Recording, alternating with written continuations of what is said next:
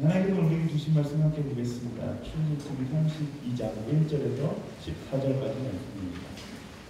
출애굽기 32장 1절에서 14절까지 말씀, 제가 여러분한테 한 절씩 읽어보도록 하겠습니다. 제가 먼저 읽을게요. 백성들은 모세가 산에서 오랫동안 내려오지 않는 것을 보고 아론 주위에 몰려들어, 자 일어나서 우리를 앞서서 갈 신을 만들어 주십시오. 우리를 이집트에서 이끌어낸 그 사람 모세가 어떻게 됐는지 알겠습니까? 라고 말했습니다.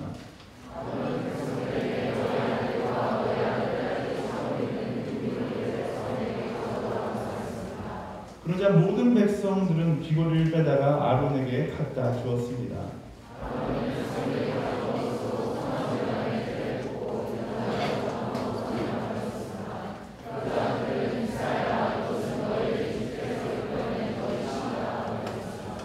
아론이 이것을 보고 송아지 상 앞에 제단을 쌓고는 내일은 여호와께 드리는 경축일이다 라고 선언했습니다.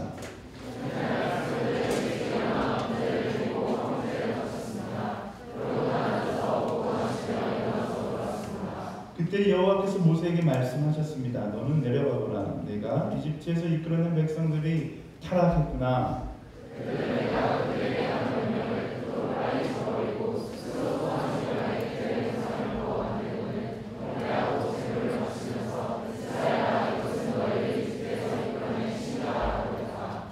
여호와께서 모세에게 말씀하셨습니다. 내가 이 백성들을 보니 참으로 목이 굳은 백성들이다.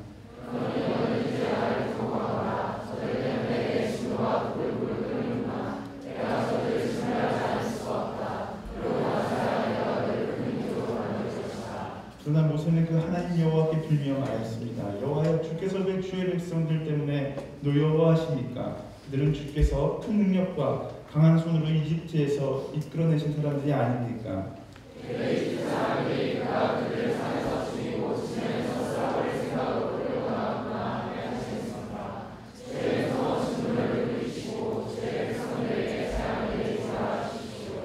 주의 종 아브라함과 이삭과 이스라엘을 기억해 주십시오. 주께서 친히 주를 두고 그들에게 내가 내 자손을 하늘의 별같이 많게 하고 내가 그들에게 약속한 이 모든 땅을 내 자손에게 줄 것이니 이것이 그들의 영원한 기업이 될 것이다 라고 맹세하시지 않으셨습니까?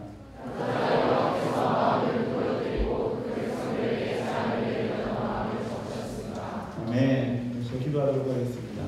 사랑하는 주님, 이 시간 하나님의 말씀이 선포되는 귀한 시간이 되게 하여 주시옵소서. 예수님의 이름으로 기도드립니다. 아멘. 인생에 후회가 되는 순간들이 있습니다. 누구나 다 인생을 만족하기라는 쉽지 않습니다. 다 후회가 되는 순간들이 있기 마련이죠. 인생의 후회가 되는 순간을 생각해보면 이렇게 생각이 들고는 내가 왜 그때 조금 더 기다리지 못했을까? 내가 왜 그때 그렇게 성급했었을까라는 후회를 하게 됩니다. 밥을 할 때 밥을 맛있게 하기 위해서는 뜸을 들여야지 밥이 맛있어지는 것처럼 우리 인생 가운데 조급함을 버리고 기다려야 할 때가 있는 법인 거죠. 그 기다려야 할 때 기다리지 못하면 우리는 결국 후회를 하게 되는 결과를 낳게 되는 것입니다. 다시 말하면요, 보통 조급한 상황에서 선택을 하게 되면 우리는 후회하는 선택을 할 때가 많이 있다라는 거죠. 우리 연애도 마찬가지잖아요. 제가 한동안 여러분들한테 막 설교할 때 연애에 대해서 조심히 이야기해야 되겠어요. 막 작업하는 거 너무 눈치 많이 보지 마라 이랬더니 이 용감한 남학생들이 그냥 막 가서 길거리 가다가 예쁜 자매를 보면 담대하게 대시를 하고서 실패하고 돌아와서 저를 원망하는 이런 상담을 받았어요. 네. 충격이었어요. 말 조심해야겠다라는 생각을 했습니다. 왜 그런 일이 일어났을까요? 급해서 너무 급하게 생각하는 거죠.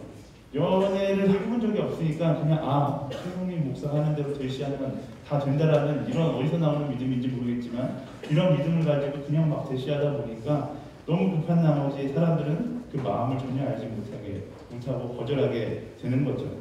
모든 관계는요, 지인이라는 단계를 거쳐서 연인이 되기 마련이에요. 우리 사람들은 지인이 아닌 내가 보고 있는 한 사람이 바로 연인이 되기를 바라다 보니까 실패하게 된다라는 것입니다. 이 지인의 단계를 거치지 않고 연인이 된다, 이건 욕심인 거죠. 그런 연애에 실패하는 거예요. 적어도 시간을 가지고서 내가 나쁜 사람이 아니다라는 것을 증명해내야 되고, 내가 어느 정도 얼굴은 별로 아닐지라도 내가 좀 괜찮은 사람이다라는 것을 증명해내는 이런 시간을 가져야지 연애에 성공할 수 있는 것입니다. 조급함은 연애의 가장 큰 적 중에 하나예요. 마음의 조급함을 버리십시오. 날마다 연애에 실패하고 계시다면 여러분 가운데 조급함이 있는 것일 수 있어요. 조급함을 버리고 여유를 갖기 시작하면 그때부터 조금씩 기회가 찾아오기 시작하는 겁니다. 그래서 나이가 들고 결혼할 시기를 보내고 나면 이제 더 연애하지 못하는 거예요. 왜냐하면 더 조급해지기 때문에 그렇습니다. 30이 넘어가고 40이 되는 나이가 되면 이제 정말로 많은 그 남자 혹은 여자를 지나왔을 거 아니에요. 이제 골라야지라고 생각하지만 이제 더 이상 고를 수 있는 나의 상황이 아니기 때문에 그때부터 막 조급해지기 시작하는 거예요. 그래서 그 나이 30 넘어가면 조급하게 생각하지 말라고 이렇게 아무리 이야기해도 그때부터 결혼만 생각하면 조급해질 수밖에 없는 거죠. 그래서 늦은 나이에 연애를 시작하고 결혼할수록 이혼율이 높아질 수밖에 없는 겁니다. 왜요? 조급하게 결혼하기 때문에 그렇죠.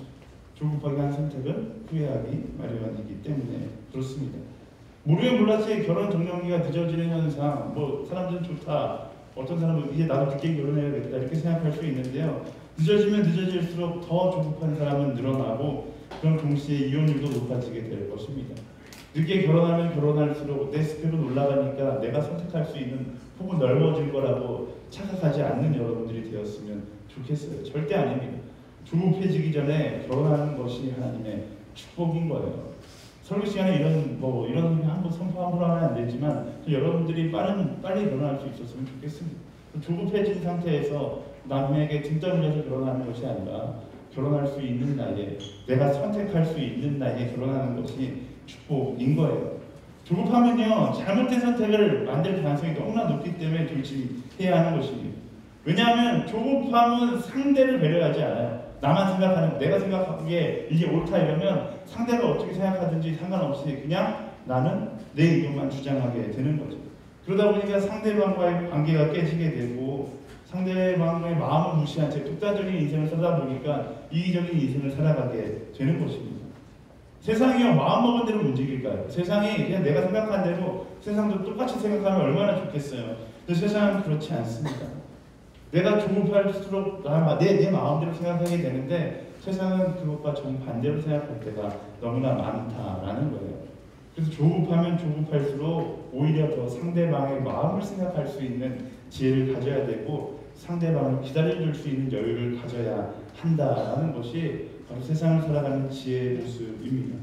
여러분 삶 가운데 너무 내가 조급함에 쫓기고 있다. 그때는 조급함에 쫓기는 인생이 아니라 순간 멈춰서서 마음의 여유를 찾는 것이 중요한 거죠. 하나님과의 관계도 마찬가지입니다. 아쉽게도 많은 사람들이 하나님을 언제 찾아요? 마음의 여유가 있을 때 하나님을 찾는 사람은 별로 없습니다. 마음의 여유가 사라지고 정말로 위기가 찾아오고 조급한 그 순간에 하나님을 찾아가는 거죠. 일단 거기서부터 문제가 있는 거예요. 평상시에 하나님을 찾는 사람은 하나님에 대해서 정확하게 알 수 있습니다. 근데 조급할 때만 하나님을 찾는 거, 거기서부터 문제가 시작되는 거예요. 하나님에 대해서 잘 알지 못하면서 하나님께서 내 기도를 들어주시지 않는다라고 원망하기 시작하는 거죠. 마치 엄마 아빠가 사랑한다고 해놓고 용돈 달라고 할 때만 아빠한테 사랑한다 이렇게 찾아가서 이제 엄마 아빠가 용돈 안 주면 엄마 아빠 날 사랑하지 않아 이렇게 이야기하는 것과 똑같은 것입니다. 하나님을 나의 삶 가운데 여유가 있을 때부터 하나님을 사랑하면 조급한 그 순간에 하나님을 사랑할 수 있게 되는 건데 너무나 많은 사람들이 조급할 때만 하나님을 찾아가는 거예요. 조급한 상황 가운데 하나님을 찾은 사람들은 어떻게 기도합니까? 하나님의 마음을 생각하지 않습니다. 자기 생각만 하는 거예요. 자기 이야기만 늘어놓습니다. 하나님께 도움을 요청하는 것도 아니고 그냥 막무가내 식으로 하나님을 협박하기 시작합니다. 기도는 그런 걸까요? 기도가 과연 그런 걸까요? 기도는요 하나님의 관계에서 조급함을 가지고 내 뜻을 강요하는 것이 아닙니다. 왜냐하면 하나님이 창조주고 우리는 피조물이에요. 주종관계를 이야기하자면 하나님이 주인이시고 우리가 종이라는 거예요. 종이 주인에게 가서 필요할 때 가서 막 내달라고 이야기하는 것이 아니잖아요. 종은 주인의 마음을 헤아리고 그 주인의 마음을 따라 살아갈 때 행복한 인생을 살아가게 되는 것입니다. 그래서 조급할수록 조급한 마음을 내려놓고 하나님의 마음을 알려고 노력해야 하는 거예요. 그래야지 하나님 주시는 참된 평안을 경험할 수 있는 것입니다. 하나님이 주면 평안하다고 생각해요. 맞아요. 하나님 믿으면 평안한 게 맞아요. 근데 하나님 믿어서 하나님의 모든 기도 제목을 다 들어주셔서 평안한 게 아니라 나의 조급한 마음을 내려놓고 하나님의 마음을 품게 되기 때문에 평안한 거죠. 그 평안함을 구하는 것, 다시 말하면 하나님의 마음을 구하는 것, 그것이 바로 진정한 기도이다라는 것입니다. 오히려 조급함은요, 하나님을 찾게는 만들 수 있을지 몰라요. 조급하니까 하나님을 찾겠죠. 하지만 조급함은 하나님의 마음을 알게 만들지 못하도록 우리의 마음을 힘들게 만드는 것이 바로 조급함입니다. 오늘 우리가 읽은 말씀이 바로 하나님과의 관계에서 조급함을 주의하라라는 경고하는 본문이에요. 모세가 시내산에서 하나님과의 깊은 대화를 위해서 이스라엘 백성들을 광야에 놔두고 여호수아와 함께 산에 올라간 지 40일이 지났습니다. 출애굽기 24장 14절 말씀에 보면 모세가 이제 그 시내산에 올라가는 장면이 나오는데요. 14절 말씀 함께 읽어볼까요? 시작! 모세는 장로들에게 우리가 돌아올 때까지 여기서 우리를 기다리라. 보라, 아론과 홀이 너희와 함께 있을 것이니 누구에게 무슨 일이 생기면 그들에게 가서 상의하도록 하라고 했습니다. 아멘. 모세는요, 이스라엘 백성들에게 분명히 자기가 어디로 갈지 이야기했어요. 그리고 기다리라라고 이야기했습니다. 저 이야기라고 산에 올라간 지 40일이 지났습니다. 처음에는 이스라엘의 리더들도 잘 기다렸을 거예요. 40일을 기다리다 보니까 마음 가운데 불안함이 찾아오기 시작합니다. 우리는 그렇게 생각하죠. 40일 정도 왜 못 기다리냐, 뭐 얘네들 믿음이 너무 적은 건 아니냐라고 하지만 사실 조금 이해는 돼요. 이 시내산이 어떤 곳인지 보면 조금 이해가 됩니다. 다음 장면 넘겨주시겠어요? 네, 시내산은 이렇게 생겼습니다. 시내산은 뭐 정글 탐험 뭐 이런 거 하는 곳이 아니라 그냥 민둥산이에요. 돌밖에 없는 산이에요. 저기에 모세가 올라갔다는 것은 무엇을 의미해요? 지금 40일 동안 모세가 쫄쫄 굶고 있다라는 것을 이야기하는 거죠. 네, 산은 저렇게 생겼지만 동물들은 살아요. 어떤 동물들이 사는가? 맹수들이 시내산에 사는 거죠. 맹수에 물려 죽었을 수도 있고 굶어 죽었을 수도 있다. 그런데 우리는 광야에서 멈춰 있는데 이대로 멈춰 있다가 우리도 죽을 수밖에 없을 것이다 라고 이스라엘 리더들이 생각하는 거죠. 그러면서 점점 두려워하기 시작합니다. 두려우면 어떻게 해야 돼요? 두려우면 어떻게 해야 돼요? 하나님을 믿는 사람은 두려우면 하나님을 찾으면 되는 거예요. 너무나 쉬운 답이 있습니다. 두려우면 하나님을 찾으면 돼요. 근데 이스라엘 백성들은 마음 가운데 조급함이 찾아오니까 이 하나님을 찾으면 된다는 쉬운 답을 바라보지 못하고 자기들의 방법을 선택하기 시작합니다. 오늘 1절 말씀 같이 읽어보도록 하겠습니다. 1절 말씀 시작! 백성들은 모세가 산에서 오랫동안 내려오지 않는 것을 보고 아론 주위에 몰려들어 자 일어나서 우리를 앞서 갈 힘을 만들어 주십시오. 우리를 이집트에서 이끌어낸 그 사람 모세가 어떻게 되는지 알겠습니까? 라고 말했습니다.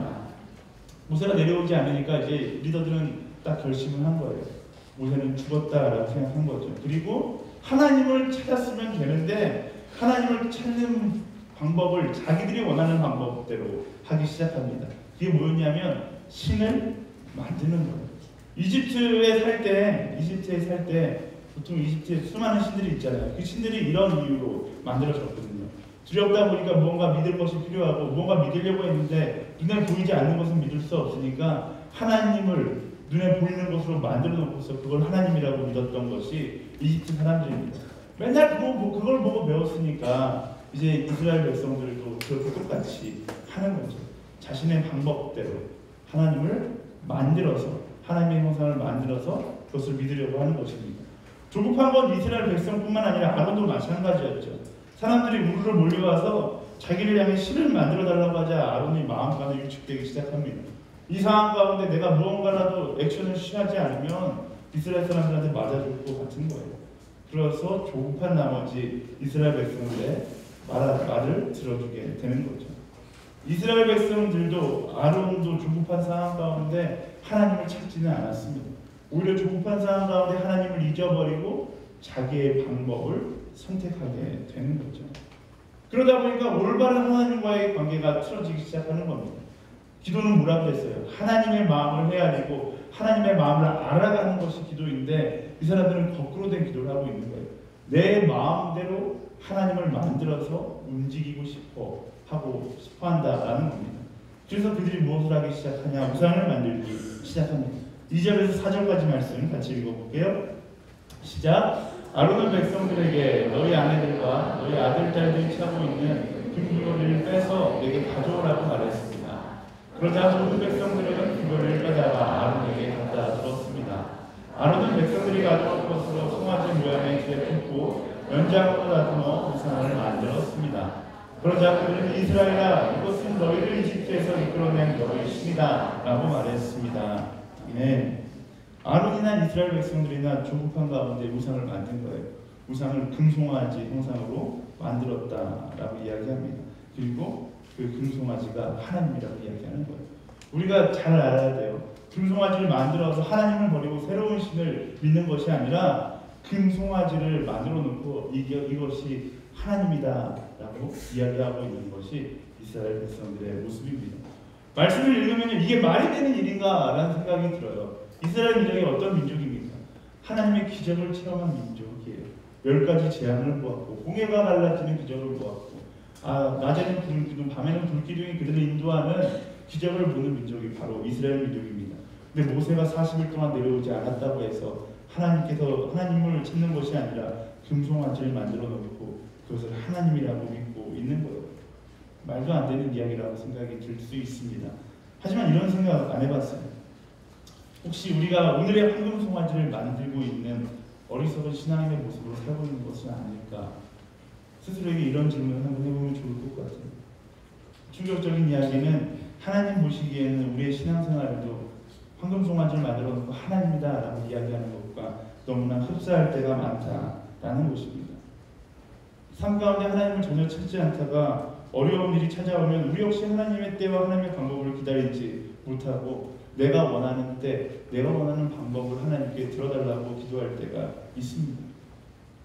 여러분들 그렇게 기도하시지 않아요? 여러분들의 기도 한번 생각해 보세요. 나는 어떻게 기도하고 있는가?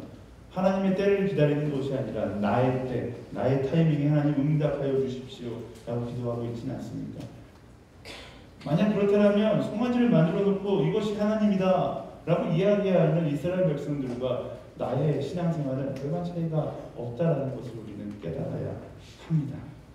하나님 앞에서 우리 찬양하잖아요. 주님 뜻대로 살기로 했네. 주님 뜻대로 살기로 했네. 뒤돌아서지 않겠네. 그런데 기도하는데 주님 뜻대로 하시옵소서라고 기도하는 사람이 과연 얼마나 될까요? 다들 객관식적 답안지를 하나님께 들이밀면서 기도하고 있지는 않습니까?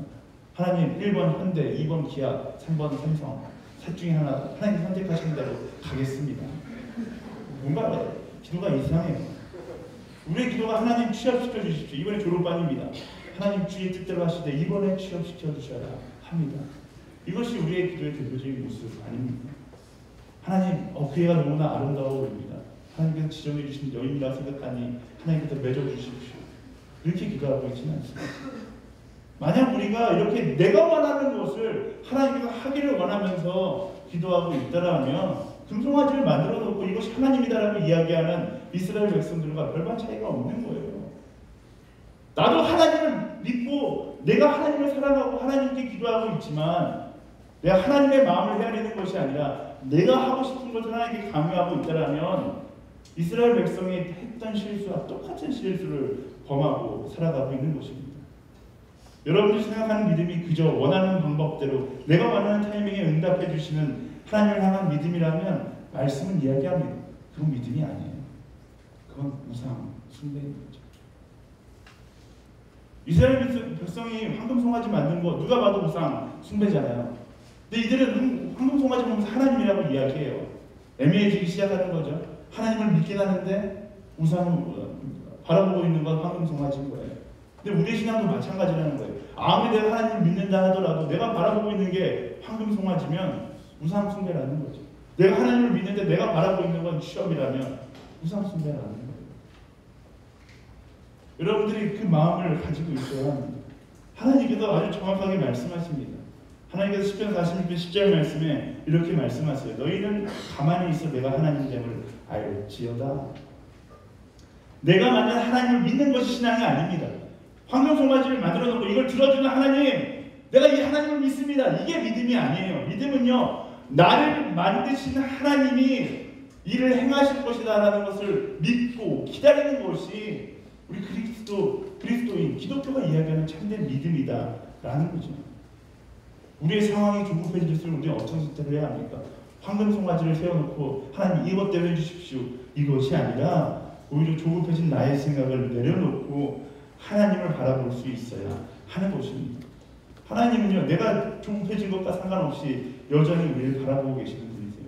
이스라엘 백성들이 착각한 게 뭐냐면요, 내가 하나님을 보지 못한다고 해서 하나님이 나를 바라보지 않고 계신다라고 생각하는 거예요. 그래서 나를 바라보고 계시는 하나님을 만들어야 되겠는 거예요.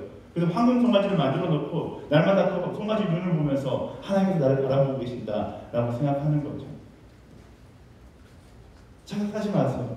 하나님은요, 여러분들이 바라보고 있든 바라보지 않든 여전히 여러분들을 바라보고 계시는 분이 하나님이시다라는 것입니다. 오늘 말씀 보면 하나님과 모세가 만나고 있어요. 시내산에서 모세가 만나고 있어요. 여기 만나고 있는 도중에 이스라엘 백성들은 딴짓을 하고 있는 거죠. 우상 숭배를 하고 있어요. 하나님이 이걸 모를까요? 아니요. 모세를 만나고 있으니까 바빠서 하나님이 신경 못 쓸까요? 아니요. 하나님은 아주 정확하게 알고 계세요. 7절과 8절 말씀 읽어보겠습니다. 시작. 그때 여호와께서 모세에게 말씀하셨습니다. 너는 내려가거라. 내가 이집트에서 이끌어낸 백성들이 타락했구나. 그들은 내가 그들에게 한 명령을 끝으로 빨리 저버리고 스스로 송아지 모양의 틀에 우상을 만들고는 경배하고 제물을 바치면서 이스라엘아, 이것은 너희를 이집트에서 이끌어낸 신이다 라고 했다. 하나님이요, 말 토시 하나 빠짐없이 똑같이 이야기하고 계세요. 이스라엘 백성들이 의식하고 있든 의식하지 못하든 하나님은 이스라엘 백성들을 바라보고 계신다라는 것입니다. 이것을 통해서 우리가 무엇을 알 수 있습니까? 하나님은요, 내가 닥친 어려움보다 훨씬 더 크신 하나님이고요, 내가 생각하고 있는 계획보다 훨씬 더 놀라운 계획을 바로 여러분들을 위해서 이미 계획하고 계시는 분이시다라는 겁니다. 이스라엘 백성들이 하나님을 기다렸더라면 이스라엘 백성들은 하나님의 축복의 언약궤를 받아볼 수 있었던 거죠. 하나님께서 그것을 기대하고 계셨지만 이스라엘 백성들이 스스로 그 축복을 걷어차 버린 것입니다.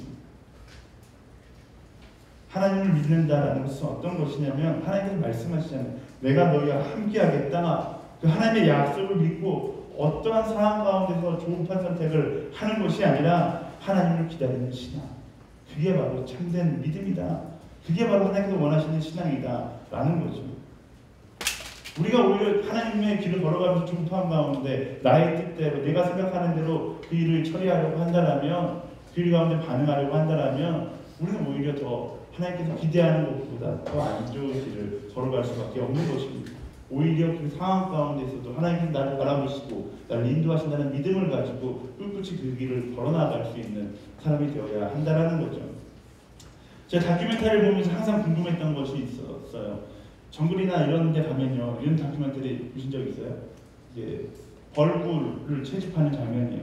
벌을 이렇게 막 벌꿀을 채집하는데, 여러분들 벌꿀을 채집해 본 적 있으세요? 저희 아버지가 어렸을 때 양봉을 해서 저도 용감하게 벌꿀을 채집한다고 해서 이제 벌집에서 이렇게 벌집을 딱 들었더니, 벌집을 들면 일단 벌이 이 손 정도 손을 다 덮어요. 제가 어떻게 했어요? 어린 나이 벌집을 딱 들고서 벌이 손을 덮으니까 제가 벌집을 집어던지고 손을 털기 시작했어요. 어떤 일이 일어났을까요? 네, 벌이 엄청나게 제 손을 막 쏘는 거예요. 벌이 쏘이는 게 그렇게 아픈지 어렸을 때 처음 알았어요. 근데 다큐멘터리를 보면요, 어때요? 이 사람들은 제가 그 쏘인 벌은 그냥 꿀벌인데 그 사람들은 굉장히 큰 벌집인데도 막 그냥 막 쑤셔요. 그래서 저는 저걸 보면서 저 사람들은 안 쏘이나, 혹은 너무 안 쏘여갖고 내성이 생겨서 아프지 않은가 이런 생각을 했습니다. 근데 그게 아니더라고요. 정글에 가서 벌집을 따는 인디오들을 보니까 벌이 똑같아요. 모든 벌들은 똑같아요. 벌집에 손을 내는 순간 수많은 벌들이 손을 향해 달려들기 시작합니다. 손뿐만 아니라 얼굴, 몸할 거 없이 다 달려들기 시작해요. 저하고 다른 점이 뭘까요? 달려드나 마나 그냥 의식하지 않고 자연스럽게 벌집을 떼요. 그래서 가방에 넣었습니다. 그들에게 믿음이 있어요. 물어봤어요. 믿음이 있는 거, 어떤 믿음이 있냐? 벌집을 떼 벌이 내 손에 안 들지라도 호들갑을 떨지 않으면 절대로 나를 쏘지 않는다라는 믿음이 있는 거예요. 근데 우리는 그 믿음이 없다 보니까, 저는 그 믿음이 없다 보니까 벌이 손에 앉으면 벌을 때리는 거죠. 벌을 때림과 동시에 벌은 저를 공격하는 사람을 인식하고 저를 쏘기 시작하는 것입니다. 근데 이게 바로 조급함의 피해인 거예요.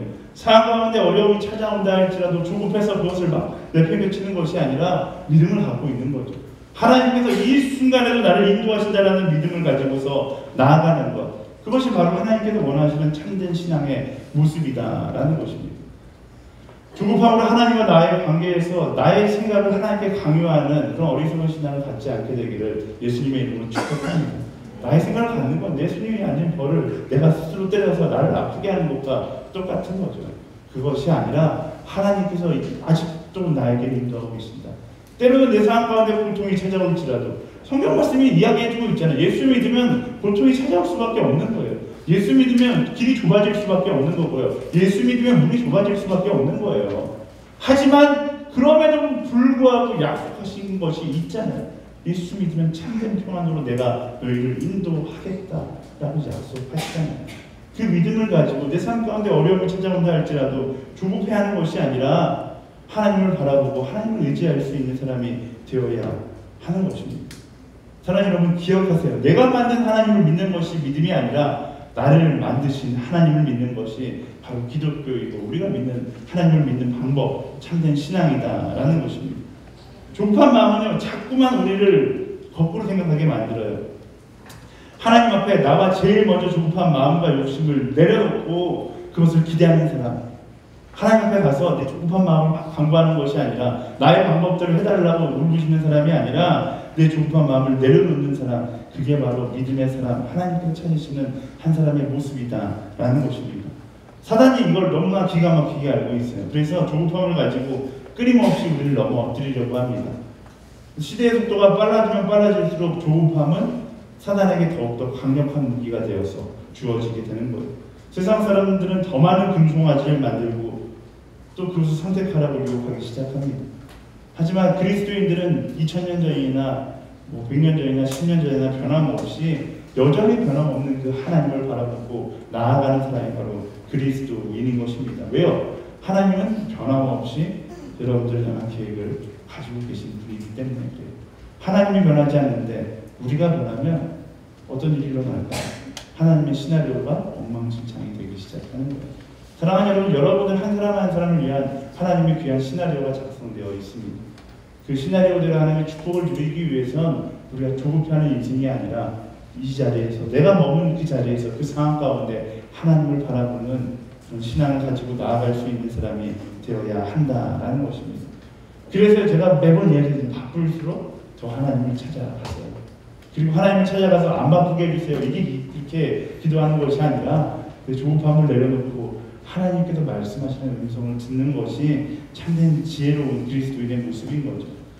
조급한 상황 가운데 사람들이 많이 하는 선택은 포기입니다.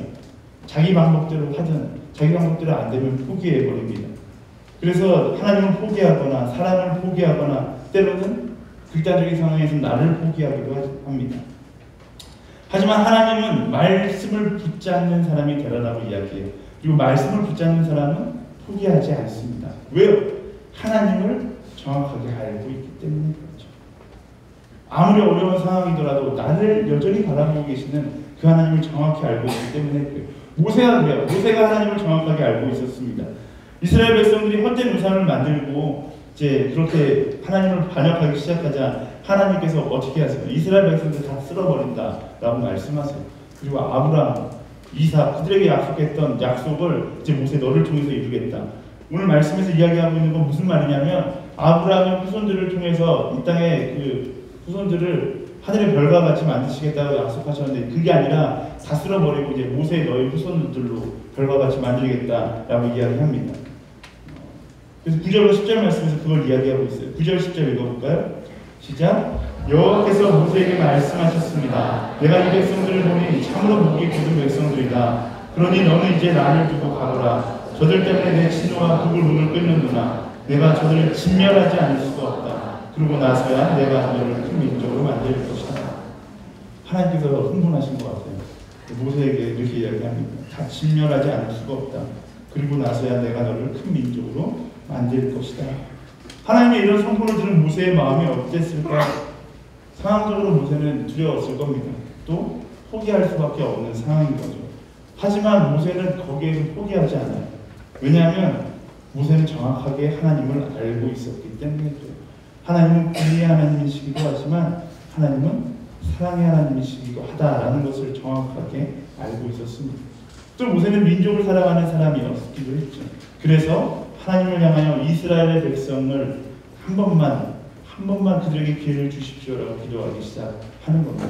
그리고 하나님은 그 기도를 듣고 한 번 더 허락하시는 거죠. 13절 14절 말씀 함께 읽겠습니다. 시작. 주의 종 아브라함과 이삭과 이스라엘을 기억해 주십시오. 주께서 친히 줄을 두고 그들에게 내가 내 자손을 하늘 별같이 말까. 내가 그들에게 약속한 이 모든 땅을 내 자손에게 줄 것이니 이것이 그들의 영광이 될 것이다 라고 맹세하지 않으셨습니까? 그러자 여호와께서 마음을 누그러뜨리고 그 백성들에게 제한을 내리려던 마음을 접으셨습니다. 아멘. 모세는 정확하게 알고 있었습니다. 뭘 알았어요? 하나님은 포기하시지 않는 분이시다라는 것을 알고 있었습니다. 이스라엘 백성들도 알고 있었어요. 하나님은 포기하시지 않는 분이시다. 왜요? 홍해 앞에서 포기하시지 않는 하나님을 발견했거든요. 그들이 죽을 수밖에 없는 죄를 지었을 때도 포기하지 않는 하나님을 알고 있었어요. 근데 조급함에 빠지니까 그 하나님을 알지 못하게 되는 거죠. 사랑하는 여러분, 조급함에 휩싸여서 하나님을 알지 못하는 어리석은 실수를 저지르지 않게 되기를 예수님의 이름으로 축원합니다. 여러분들에게 이야기하고 싶은 하나님의 속성은요, 하나님은 절대로 포기하시지 않는 분이시다라는 것입니다. 어떻게 알 수 있어요? 예수님의 십자가 사랑이 바로 그 포기하지 않는 하나님을 증명해주는 사건이었잖아요. 말도 안 되는 사랑이죠. 하지만 말씀을 통해 하나님을 아는 사람은요, 그 말도 안 되는 사랑이 나를 향한 사랑이었음을 고백하게 되는 것입니다. 하나님은 절대로 포기하지 않으셨어요. 어느 정도로 포기하지 않으셨냐면 신이셨던 하나님이 인간의 몸을 입고 이 땅에 오셔서 우리를 위해 죽으실 정도로 우리를 포기하지 않으시는 분이셨다라는 것입니다. 그리스도인은요, 하나님의 사랑을 받아들이는 사람이 그리스도인이에요. 하나님의 사랑을 받아들인다는 것은 무엇을 의미하냐면 내가 이제 평생 잊지 않겠습니다. 무엇을 잊지 않겠냐? 하나님께서는 나를 사랑하십니다. 하나님께서 그래서 나를 포기하지 않으시는 분이라는 사실을 이제는 알겠습니다라고 고백하는 것이 바로 하나님의 사랑, 그리스도인들이 고백하는 고백인 것입니다. 이 고백을 하는 것, 그 고백을 하는 게 바로 세례고요. 그 고백을 하는 것이 바로 기도입니다. 그리고 그렇게 고백하는 사람들은 인생의 문제 앞에서 조급한 것이 아니라 나를 포기하지 않는 하나님을 붙잡게 되고 하나님을 찾게 되는 것입니다. 하나님은 여러분들을 포기하지 않습니다. 믿으십니까? 네. 믿으세요? 네. 하나님은 나를 포기하지 않는 분이시라는 사실을 믿고 그렇게 약속을 붙잡고 나아가는 여러분들의 인생이 되기를 예수님의 이름으로 축복합니다. 내 삶의 조급한 가운데 하나님을 잊어버리거나 하나님을 무시한 채 내가 원하는 선택을 할 때 여러분 스스로에게 선포하십시오. 왜 우리가 내가 원하는 선택을 하려고 하는지 아세요? 이유는 간단하잖아요. 하나님께서 나를 포기했다고 생각하기 때문에 내가 원하는 선택을 하는 거예요. 더 이상 하나님에게서 답을 찾을 수 없다라고 생각하기 때문에 내가 원하는 선택을 하는 거예요. 내가 원하는 선택을 하려고 조급함이 내게 몰려올 때 스스로에게 선포하십시오. 하나님은 나를 포기하시지 않는다. 바로 이 선포, 이 고백이 여러분들의 삶을 이끌어가게 될 것입니다. 삶을 살아가다 보면 내 안에 조급한 순간들이 너무나 많습니다. 그래서 내가 생각하는 답을 선택하거나 포기하거나 둘 중에 한 가지 답을 선택해야 될 필요에 놓일 때가 있습니다. 사단이 그렇게 이야기해요. 네가 원하는 대로 하든지 포기하든지. 그런데요, 사단은 둘 중에 한 가지를 선택하라고 이야기하지만 뒤에 숨겨져 있는 한 가지 답안지가 더 있습니다. 사단이 숨겨놓은 마지막 답, 그것은 바로 나를 포기하지 않는 하나님입니다. 사랑하는 여러분, 하나님과 함께하는 것을 마지막까지 포기하지 않는 여러분들이 되기를 예수님의 이름으로 축원합니다. 포기하지 않는 인생을 살아갈 때 바로 하나님 주시는 참된 평안, 그 평안이 바로 여러분에게 주어진 참된 선물이라는 것을 깨닫게 될 것입니다. 고난이 찾아올 때, 고통이 찾아올 때 세상이 원하는 방법, 사단이 이야기하는 방법, 또 내가 생각하는 방법이 아니라 잠잠히 하나님의 음성을 기다릴 수 있는 여러분들이 되기를 예수님의 이름으로 축원합니다. 함께 찬양하며 말씀을 기억하면서 함께 별다른 날 하겠습니다.